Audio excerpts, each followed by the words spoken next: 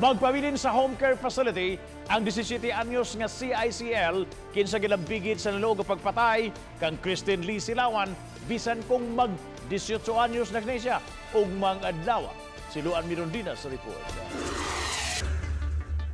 Ugmang adlaw na ang ika-18 katuig nga adlaw natawhan sa 17 anyos nga CICL kung child in conflict with the law kinsa gilambigit sa lunuog nga pagpatay kang Christine Lee Silawan. Apan giklaro ni Lapu-Lapu City Mayor Paz Radasa magpabilin gihapon kini sa kustodiya sa City Social Welfare and Development ug sa home care facility gihapon kini ipahimutang samtang gipaabot pa ang resolution sa piskalya subay sa gidusong kasong murder in relation to RA 100175 Cybercrime Prevention Act.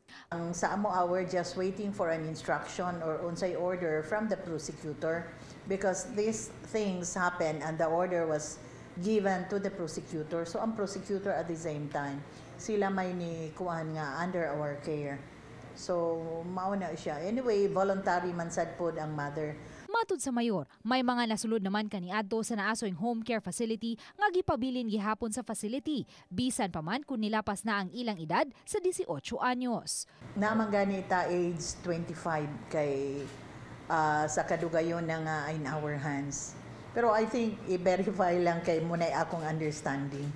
Sa Pikasbahin, gihangop sa Lapu-Lapu City Police Office Director ang gihimong investigasyon sa Commission on Human Rights. Base sa inisyal nga pakisusi sa CHR-7, posibleng may kalambigitan sa fraternity ang nahitabong krimen. Apan ang Lapu-Lapu City Police, pabiling takom kabahin niini. So we welcome others nga makakuan.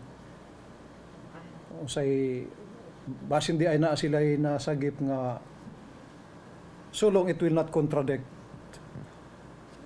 sa ato ang kuan, and if so it must be supported with corroborative evidence. Uban ni Rinanti Quiñones, Luan Mirondina, Balitang Bisdak.